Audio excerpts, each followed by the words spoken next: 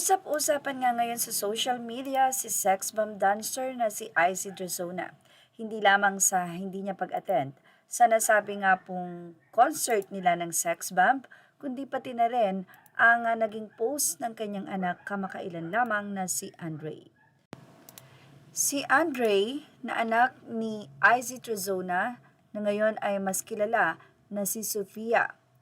Siya po ay nagkaroon ng post kamakailan lamang sa kanyang Twitter.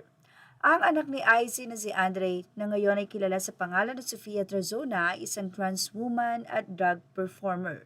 Noong 2023, nag-viral ang isang post ni Izzy sa social media kung saan sinabi niyang hindi niya lubos tinatanggap ang pagdadrag at gender identity ng anak dahil ito ay ayon sa kanyang pananampalataya at paniniwala sa Biblia.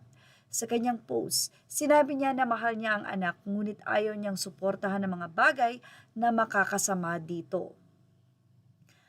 Matapos ang post ni IC, inamin ni Sofia Andre sa social media na nagsinungaling siya noon na sinusuportahan siya ng ina para protektahan ang imahe ng pamilya. Sinabi ni Sofia na gusto niyang mamuhay ayon sa kanyang tunay na pagkatao at sana'y maging proud ang ina niya balang araw. Ang kasalukuyang sitwasyon nila ngayong 2026, may komunikasyon pero may distansya.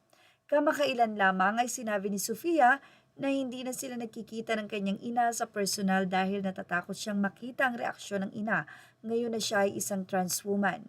Ayon sa kanya, nakaramdam siya ng panghuhusga at hindi tinatanggap sa mga pagtitipon ng pamilya ng ina kaya hindi na siya nakakadalo. Inamin ni IZ na may mga mensahe pa rin silang pinagpapalitan at nag-post siya ng screenshot ng kanilang huling text exchange pero ipinakita na hindi sila totally putol na komunikasyon.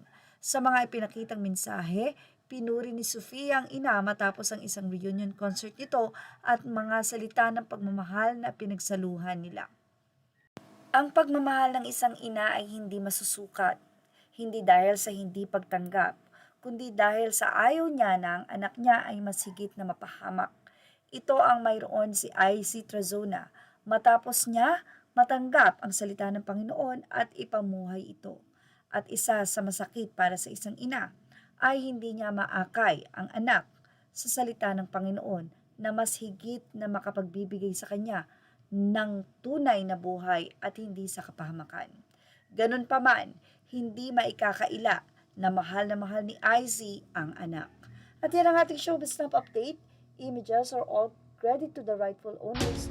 Thank you for watching Showbiz Snap.